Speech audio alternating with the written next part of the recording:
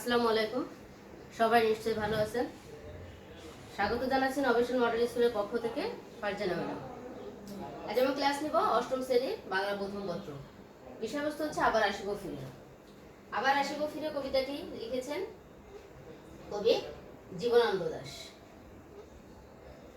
জীবনানন্দ দাশ জন্মগ্রহণ করেন 1899 খ্রিস্টাব্দে এবং মৃত্যুবরণ করেন 1954 খ্রিস্টাব্দে। খুব অল্প বয়সে এই কবি কিন্তু মারা যান। মাত্র 55 বছর বয়সে এই কবি মারা যান। জীবনানন্দ দাশ ছিলেন রূপসী বাংলার কবি, প্রকৃতির কবি। তিনি প্রকৃতি নিয়ে বেশি কবিতা লিখতেন, এজন্য তাকে রূপসী বাংলার কবিও বলা হয়। 1921 সালে কলকাতা বিশ্ববিদ্যালয় হতে তিনি ইংরেজি সাহিত্যে এমএ পাশ করেন। তারপরে কিছুদিন তিনি সাংবাদিকতাও করেন। তার পেশা কিছুদিন ছিল সাংবাদিকতা।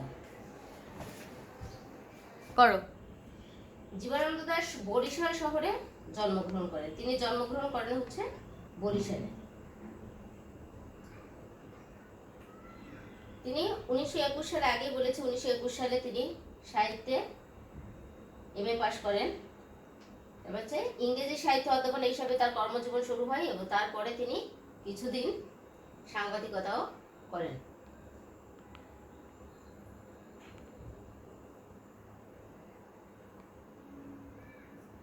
সিটি কলেজ, দিল্লির Ramjas college, Barishal Brajamohan college, Gazipur college, Kharagpur college, Barisha college, Howrah college, এই সমস্ত বিভিন্ন কলেজে তিনি অধ্যাপনা করেন। এরপরে জীবনানন্দ দাশ প্রকৃতির এবং রং রূপ বৈচিত্র্য প্রকাশ ঘটেছে তার কবিতায়। তার অজানা গাছ, পশু, পাখি, লতা পাতা বিভিন্ন কিছু প্রকাশ পেয়েছে তার এই কবিতায়। প্রকৃতি প্রেমিক এই কবি প্রকৃতি থেকেই তার রূপরাস সংগ্রহ করেছেন। এছাড়া তিনি বিভিন্ন গল্প, উপন্যাস, প্রবন্ধ রচনা করেছেন। 1954 সালে তিনি মারা যান ট্রাম দুর্ঘটনায়। কিসে মারা যান? ট্রাম দুর্ঘটনায় তিনি মারা যান। কোথায়? কলকাতায়।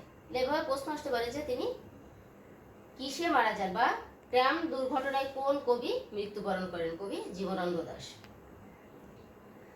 জীবনানন্দ দাশ যেহেতু প্রকৃতির কবি, তাহলে তেমনই একটি প্রকৃতি বিষয়ক কবিতা হচ্ছে এই রূপসী বাংলার কবি। এখন আমরা একটু পাঠ পরিচিতিতে আমরা একটু দেখি যে পাঠ পরিচিতিতে কি বলছে। আবার আসিব ফিরে কবিতাটি প্রথম দেখি যে কোন কাব্যগ্রন্থ থেকে নেওয়া হয়েছে। কবিতা হচ্ছে রূপসী বাংলা কাব্যগ্রন্থ থেকে নেওয়া হয়েছে। এই কবিতায় তিনি দেখিয়েছেন যে তিনি নিজের দেশকে খুবই ভালোবাসেন। কি দেখেছেন? তিনি নিজের দেশকে খুবই ভালোবাসেন। প্রিয় জন্মভূমির অত্যন্ত তুচ্ছ জিনিসগুলো তার দৃষ্টিতে সুন্দর হয়ে ধরা পড়েছে। কবি মনে করেন যখন তার মৃত্যু হবে তখন দেশের সঙ্গে তার মমতার বাঁধন শেষ হবে না।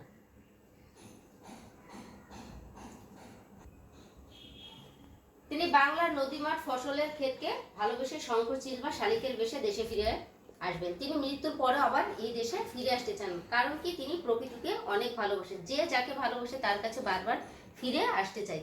তেমনি জীবনানন্দ দাশও কবি হচ্ছে প্রকৃতিকে বা নিজের দেশকে অনেক বেশি ভালোবেসেছেন। তাই মৃত্যুর পরেও তিনি আবার ফিরে আসতে চেয়েছেন। কখনো ভোরের কাক হয়ে কুয়াশার সাথে মিশে যাবেন। এমনও হতে পারে তিনি হাঁস হয়ে সারাদিন কলমির গন্ধে ভরা বিলের পানিতে ভেসে বেড়াবেন। এমনকি দিনের শেষে যে সাদা বকের দল মেঘে কোল ঘেঁষে নীলে ফিরে আসে তাদের মাঝেও কবিকে খুঁজে পাওয়া যাবে, সে কথাও তিনি বলেছেন। তারপরে বলেছেন এভাবে তিনি বাংলার রূপময় প্রকৃতির সঙ্গে মিশে যাবেন। এইভাবে তিনি একসময় বাংলার যে রূপ, যে প্রকৃতির যে বৈচিত্র্য, সেই বৈচিত্র্যের মধ্যে তিনি প্রকৃতির সাথে মিশে যাবেন। এখন আমরা এই কবিতাটা দেখবো যে কবিতায় কি বলছে। মূল কবিতায় আমরা ফিরে যাব।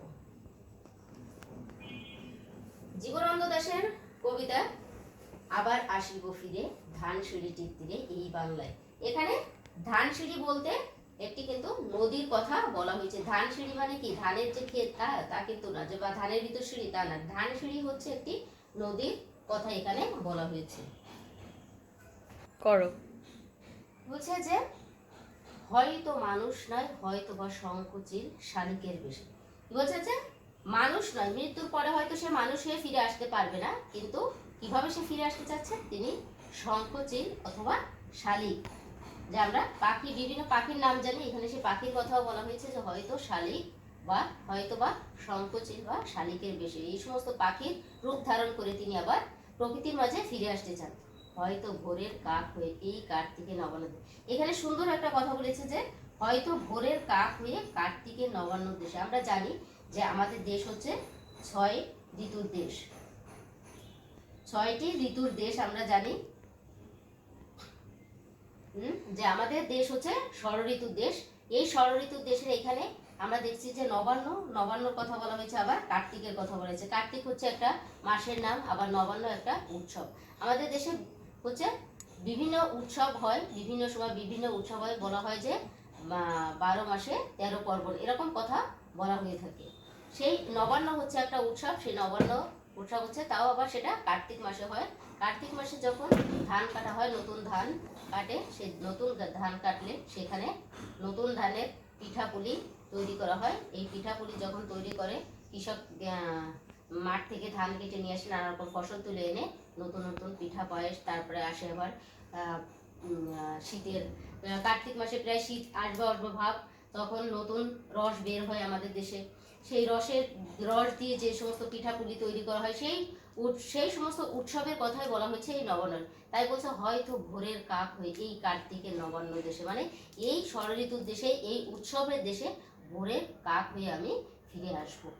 কুয়াশার বুকে ভেসে একদিন আসিব এই কাঁঠাল ছায়া। কি বলছে যে শীতের সকালে যে কুয়াশা পড়ে, সেই কুয়াশার বুকে একদিন হয়তো ফিরে আসব এই কাঁঠাল ছায়ায়। মানে কাঁঠাল গাছ তলায় যে ছায়া আছে, সেই ছায়ার কথা বলা হচ্ছে যে আসিব এই কাঁঠাল ছায়ায়। হয়তো বা হাঁস হব কিশোরীর ঘুমো রহিবে লাল পায়। কি বলছে, আবার হাঁস হয়ে আমি সারাদিন পানিতে ভেসে বেড়াতে পারি। যে হাঁস যেমন পানিতে সাঁতার কাটে, তেমনি সে পানিতে সাঁতার কাটবে হাঁস হয়ে। আবার অথবা ছোট যে কিশোরী আছে তাদের পায়ে ঘুঙুর পরানো থাকে, সেই ঘুঙুরের সেই কিশোরীর কথা বলা হয়েছে যে রহিব কিশোরী ঘুঙুর রহিবে লাল পায়ে। যে যখন হাসি আমি থাকবো তখন সে কিশোরী থাকবে, সেই কিশোরী পায়ে আবার লাল ঘুঙুর থাকবে। সারাদিন কেটে যাবে কলমির গন্ধ ভরা জল ভেসে ভেসে। এই যে হাঁস সারাদিন ভেসে বেড়াবে, সেই ভেসে বেড়ানোর কথা বলছে যে সারাদিন কেটে যাবে কলমির গন্ধ ভরা জলে ভেসে ভেসে। যে কলমি আমরা জানি যে পুকুরে বা খালে বিলে যে কলমি দেখা যায়, সেই কলমির যে ফুলের যে গন্ধ, সেই ফুলের গন্ধের কথা বলেছে যে এই হাঁসে সারাদিন আমি ভেসে বেড়াবো, আর সেখানে কলমি ফুলের গন্ধ বা কলমির গন্ধ আমার সারাদিন কেটে যাবে। আবার আসিব ফিরে, আবার আসিব আমি বাংলার নদী মাঠ ক্ষেত ভালোবেসে। বাংলার যে নদী আছে, প্রকৃতি আছে, মাঠ আছে, ক্ষেত আছে, সেই মাঠ ক্ষেত সব কিছুতেই তিনি আবার ফিরে আসতে চান। এই বাংলার নদী মাঠ থেকে আবার তিনি ফিরে আসতে চান, কোনো ফসল হয়ে বা প্রকৃতির কোনো রূপ হয়ে। জলাঙ্গি ঢেউয়ের ভেজা বাংলার এই সবুজ করুণ ডাঙায়। কি বলছে যে জলাঙ্গি বলতে এখানে কি বলছে, জলাঙ্গি বলতে এখানে এক ধরনের নদীর যে পানির যে ঢেউ, সেই পানির ঢেউয়ের কথা বলা হয়েছে। এখানে নদীকে তিনি জলাঙ্গি বলেছেন। আমরা জানি আমাদের এই দেশের মানচিত্র দেখলেই আমরা দেখতে পাবো যে আমাদের চারিপাশে ছড়িয়ে ছিটিয়ে আছে ছোট ছোট নদী, খাল, বিল, এগুলো ছড়িয়ে ছিটিয়ে আছে। সেই নদীর কথা এখানে বলেছে যে নদীতে যে পানি, সেই নদীর পানির যে ঢেউ, সেই ঢেউ ভিজে এই সবুজ করুণ ডাঙায় আবার আমি ফিরে আসব। এরপরে বলছে হয়তো দেখিবে সুদর্শন উড়িতেছে সন্ধ্যার বাতাসে। বলছে যে হয়তো বা আবার দেখবে যে কোনো সুদর্শন এখানে উড়িতেছে। সুদর্শন বলতে বুঝিয়েছে যে এক ধরনের গুবরে পোকা। সুদর্শন বলতে এখানে যে সুদর্শন মানে সুন্দর জিনিস দেখা, সেটা কিন্তু না। যে সুদর্শন হচ্ছে এক ধরনের গুবরে পোকার কথা এখানে বলেছে। যে হয়তো চেয়ে দেখিবে সুদর্শন উড়িতেছে সন্ধ্যার বাতাসে। যে এক ধরনের গুবরে পোকা, সেই গুবরে পোকা উড়িতেছে সন্ধ্যায় যে বাতাস হয়, সেই বাতাসে উড়ে বেড়াচ্ছে। হয়তো শরীরে এক লক্ষ্মী পেঁচা ডাকিতেছে শিমুলের ডালে। শিমুল গাছের ডালে এক লক্ষ্মী পেঁচা। লক্ষ্মী পেঁচা হচ্ছে এক ধরনের সুলক্ষণ যুক্ত পেঁচা পাখি বলা হয়েছে এখানে। যে এজন্য বলছে যে লক্ষ্মী পেঁচা, লক্ষ্মী শব্দ যুক্ত হয়েছে, এজন্য এখানে বলা হচ্ছে সুলক্ষণ। যে ডাকিতেছে শিমুলের ডালে, এটা কি কবি এই লক্ষ্মী পেঁচা হয়ে আসবে সেই কথাই বলছে। যে হয়তো শুনিবে এক লক্ষ্মী পেঁচা ডাকিতেছে শিমুলের ডালে। শিমুল ফুল আমরা চিনি যে তুলা হয়, এক ধরনের তুলা, সেই তুলার কথা বলছে যে শিমুলের ডালে। হয়তো খইয়ের ধান ছড়াতেছে শিশু এক উঠানের ঘাসে। বলছে যে খইয়ের ধান আমরা গ্রাম বাংলায় দেখি যে খই ভাজি করে, সেই খইয়ের ধান ছোট এক শিশু কি করছে, যে উঠানের চারিপাশে ছড়িয়ে ছিটিয়ে বেড়াচ্ছে, তিনি তার মাঝে ফিরে আসবেন। রূপসার ঘোলা জলে হয়তো কিশোর এক সাদা ছেঁড়া পালে। রূপসা হচ্ছে কি একটা নদী, রূপসা নদী। সেই রূপসা নদীর কথা বলছে যে সেই ঘোলা জলে হয়তো কিশোর এক সাদা ছেঁড়া পাল। সাদা অর্থ হচ্ছে, তো সাদাই জানি, ছেঁড়া পাল অর্থ হচ্ছে নৌকায় এক ধরনের কাপড় টাঙানো থাকে, তাকে বলা হয় পাল। পাল তোলা নৌকা, সেই সব নৌকাকে বলা হয় পাল তোলা নৌকা, কিন্তু সেই পাল হবে ছেঁড়া, সেই কাপড়টা হবে ছেঁড়া, তাই বলছে যে সাদা ছেঁড়া পালে। ডিঙাবাই হচ্ছে, ডিঙা হচ্ছে অর্থ হচ্ছে ছোট নৌকা। এখানে ডিঙার কথা বলা হচ্ছে, ছোট এক ধরনের নৌকার কথা বলা হচ্ছে, যে ছোট নৌকা পাবে যে একজন ছোট কিশোর, সে হচ্ছে এই সাদা পাল তোলা নৌকা নিয়ে যাবে। রাঙা মেঘ সাঁতরে অন্ধকারে আসিতেছে নীড়ে। আকাশের মেঘের কথা বলছে, যে মেঘটা রাঙা করে রঙিন হয়ে আসিতেছে। নীড় অর্থ এখানে হচ্ছে পাখির বাসা। নীড় অর্থ পাখির বাসা, যে এখানে যে এই রাঙা মেঘ পাখির বাসার মতো হয়ে আসছে। দেখিবে ধবল বক আমারই পাবে তুমি ইহাদের ভুলে। কি বলছে, যে এই যে নীড়ে ফিরে আসছে,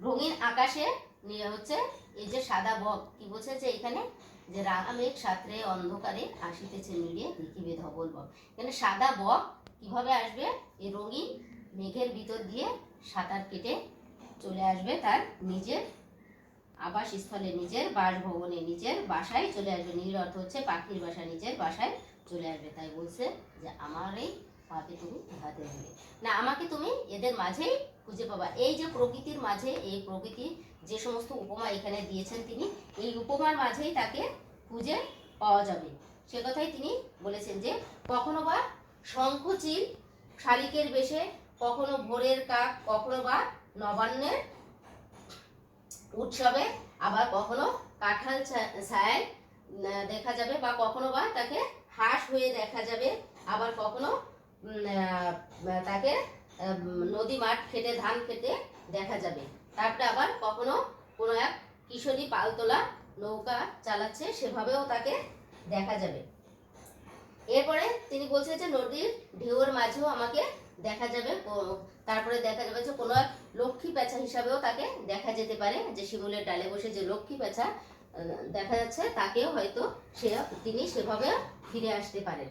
বিভিন্ন উপমার মাঝে তিনি ফিরে আসতে চান, যে বিভিন্ন উপমা দিয়ে তিনি এখানে বুঝিয়েছেন যে এগুলোর মাঝে তিনি ফিরে আসতে চান, প্রকৃতির মাঝে তিনি আবার ফিরে আসতে চান। প্রকৃতিকে তিনি এত বেশি ভালোবেসেছেন, যে তাই তিনি এখানে দেখেন যে বেশ কিছু ছবিও দেওয়া আছে, যে এখানে দেখেন যে সেই সাদা বক নীড়ে ফিরে যাচ্ছে, সেই পালতোলা নৌকা দেখা যাচ্ছে, যে সাদা বক নীড়ে ফিরেছে, পালতোলা নৌকাও দেখা যাচ্ছে। তারপরে হচ্ছে এখানে যে ছোট এক কিশোরী নৌকা চালাচ্ছে, সেটাও দেখাচ্ছে, নদী দেখাচ্ছে, প্রকৃতির অনেক কিছু কিন্তু এখানে ছবিতে দেখা যাচ্ছে। এখন আমরা এই কবিতার ভিতর কিছু শব্দের অর্থ আছে, সেই শব্দের অর্থগুলো একটু আমরা দেখি। শব্দের অর্থ হচ্ছে ধানসিঁড়ি। ধানসিঁড়ি আগেই বলেছিলাম যে ধানসিঁড়ি হচ্ছে একটি নদীর নাম। এখানে ধানসিঁড়ি হচ্ছে ঝালকাঠি জেলার ধানসিঁড়ি নামে একটি নদী আছে, সেই নদীর কথা এখানে বলা হচ্ছে। এখানে এখন নদীটি মরে গেছে, সেই নদীটি কিন্তু এখন আর, নদীটি মরে যাওয়া মানে কি, জোয়ার ভাটা হয় না, তাকে বলা হয় নদী মরে যাওয়া। যে নদীতে কোনো ঢেউ নেই, জোয়ার ভাটা নেই, সেটিকে বলা হয় নদী মরে গেছে। কবিতা এই নদীটির নাম ব্যবহার করেছেন, তার কবিতায় তিনি এই ধানসিঁড়ি নদীটির নাম ব্যবহার করেছেন। শঙ্খচিল অর্থ হচ্ছে এক ধরনের সাদা চিল। শঙ্খচিল বলতে এক ধরনের সাদা চিলকে বোঝায়। নবান্ন হচ্ছে নতুন ধান কাটার পর আমাদের দেশে যে উৎসব হয়। এখানে জ্ঞানমূলক প্রশ্ন আসতে পারে যে নবান্ন উৎসব কাকে বলে। তখন আমরা লিখব যে নতুন ধান কাটার পর আমাদের দেশে যে উৎসব হয় তাকে বলা হয় নবান্ন উৎসব। এই উৎসবে দুধ, গুড়, নারকেলের সঙ্গে মিশিয়ে নতুন আতপ চালের ভাত খাওয়া হয়। কার্তিকের নবান্ন দেশ, এখানে একটা লাইন আসতে পারে যে কার্তিকের নবান্ন দেশ, এইটুকু ব্যাখ্যা করো, জ্ঞানমূলকে আসতে পারে। তখন আমরা এবার লিখে যে কবি নিজের জন্মভূমি বাংলাদেশকে নবান্ন দেশ বলেছেন। আর নবান্ন অর্থ হচ্ছে নতুন ভাত, নব অন্ন, নব অর্থ হচ্ছে নতুন, অন্ন অর্থ হচ্ছে ভাত, নবান্ন। এই জন্য বলছে নবান্ন অর্থ হচ্ছে নতুন ভাত। কার্তিক মাসে ঘরে নতুন ধান তুলে কৃষকরা নবান্ন উৎসবে মেতে ওঠে, অর্থাৎ নতুন ধানের যে ভাত তৈরি করা হয় বা নতুন ধান দিয়ে যে জিনিসপত্র তৈরি করা হয় তাকে বলছে নবান্ন। ঘুঙুর অর্থ হচ্ছে নূপুর, পায়ের অলংকার। এখানে নূপুর শব্দটি যে লেখা আছে, নূপুর শব্দের আমরা বানানগুলো খেয়াল করব যে নূপুর শব্দটি কি দেওয়া আছে। যে নূপুর শব্দটি হচ্ছে দন্ত নয় দীর্ঘ পয়রসুর আর নূপুর। এখানে আমরা বানানটা হয়তো 3-4 রকমের আসতে পারে, যে কোনো সময় রস্যকার, কোনোটা দীর্ঘকার, ওইভাবে আসতে পারে। এই জন্য আমরা বানান ঠিক রাখবো, শব্দের অর্থগুলো বানানো আমরা সেভাবে ঠিক রাখবো। তারপরে বলছে জলাঙ্গি। কবি এখানে নদীকে জলাঙ্গি বলেছেন, অর্থাৎ নদীর যে নাম, সেই নদীর যে জলের যে ঢেউ, সেই জলের ঢেউয়ের কথা বলেছেন, যে নাম অভিহিত করেছেন। নদীমাতৃক বাংলাদেশকে কবি জলাঙ্গি ঢেউয়ের ভেজা বাংলা বলেছেন। ডাঙা অর্থ হচ্ছে শুকনো জায়গা, ভূমি। ডাঙা অর্থ হচ্ছে শুকনো জায়গা বা স্থল, ভূমি। সুদর্শন হচ্ছে এক ধরনের গুবরে পোকা। আগে বলেছি যে কবি সন্ধ্যার বাতাসে সুদর্শন হিসাবে ফিরে আসবেন। এই সুদর্শন হচ্ছে এক ধরনের গুবরে পোকা। লক্ষ্মী পেঁচা অর্থ হচ্ছে সুলক্ষণ যুক্ত পেঁচা। লক্ষ্মী যুক্ত হয়েছে এই জন্য একে বলা হচ্ছে সুলক্ষণ যুক্ত পেঁচা। রূপসী অর্থ, রূপসা অর্থ হচ্ছে খুলনা শহরের পাশ দিয়ে প্রবাহিত একটি নদীর নাম, সেটা বলা হচ্ছে যে রূপসা নদী, এই নামে একটি ছোট নদী আছে। ডিঙা অর্থ হচ্ছে ছোট নৌকা। তাহলে এখানে ঝালকাঠির ওইখানে একটা ধানসিঁড়ি নদী আছে, সে কথাও বলা হচ্ছে। তারপরে এখানে রূপসা একটা নদী, সে কথাও বলা যাচ্ছে। তাহলে এখানে আমরা দুটো নদীর কথা বুঝতে পেরেছি, যে দুটো নদীর নাম বলা হচ্ছে। এই কবিতা যদি বলে যে কয়টি নদীর নাম বলা হয়েছে, তাহলে দুইটি, একটা হচ্ছে রূপসা আর একটা হচ্ছে ঝালকাঠি। নীড়ে অর্থ হচ্ছে পাখির বাসা। এখানে নীড়ে অর্থ হচ্ছে পাখির বাসা, ধবল অর্থ হচ্ছে সাদা। তাহলে এখানে কিছু পাখির নামও জানতে পেরেছি। এখানে আসতে পারে যে কয় রকমের পাখির কথা বলা হয়েছে এই কবিতায়। তারপরে আসতে পারে যে কয়টি নদীর কথা বলা হয়েছে। তারপরে ধানসিঁড়ি নদীটি কোন জেলায় অবস্থিত সেটাও আসতে পারে। রূপসা নদীটি কোন জেলায় অবস্থিত সেটাও আসতে পারে। এভাবে আমাদের প্রশ্ন আসতে পারে। তারপরে এখানে একটা বাংলা মাসের নাম বলা হয়েছে, কার্তিক মাস, সেটাও আসতে পারে, যে এখানে একটা কার্তিক মাসের কথা বলা হয়েছে। সে যে এখানে কোন মাসের কথা বলা হয়েছে, তখন আমরা বলবো যে কার্তিক মাসের কথা বলা হয়েছে। কোন একটা উৎসবের কথা, নবান্ন উৎসবের কথা বলা হয়েছে। তারপরে এখানে একটা হাঁসের কথা বলা হয়েছে, শঙ্খ চিলের কথা বলা হয়েছে। তারপরে এক ধরনের সবজির কথা বলা হয়েছে, যেটা কলমির কথা বলা হয়েছে। এখানে কিসের গন্ধ ভরা, কলমির গন্ধ ভরার কথা বলা হয়েছে। তারপরে নৌকার কথা, ডিঙার কথা বলা হয়েছে। তারপরে আমরা অনেক কিছু এখানে ছোট ছোট প্রশ্ন আছে, যেগুলো আমরা নৈবেতিকে পাবো এবং জ্ঞানমূলক হিসাবেও আসতে পারে। তাই আমরা সেভাবে মূল ভাবটা পড়বো এবং কবিতাটা অবশ্যই ভালোভাবে পড়বো, এবং কবিতার লাইনগুলো কোন লাইনের পরে কোন লাইন এবং কোনটা পরে কোনটা হচ্ছে সেটাও আমরা ভালোভাবে পড়বো। তাহলে আমরা নিশ্চয়ই কবিতাটি বুঝতে পেরেছি। জীবনানন্দ দাশের আবার আসিব ফিরে কবিতাটি, যে প্রকৃতির কবিতা, অবশ্যই আমরা বুঝতে পেরেছি। আর যদি কোথাও কোনো সমস্যা হয় অবশ্যই কমেন্টস বক্সে জানাবেন, আমি উত্তর দেওয়ার চেষ্টা করব। আবারও দেখা হবে অন্য কোনো একদিন, অন্য কোনো পর্বে। সে পর্যন্ত সবাই ভালো থাকবেন, সুস্থ থাকবেন। সবাইকে ধন্যবাদ। আসসালামু আলাইকুম।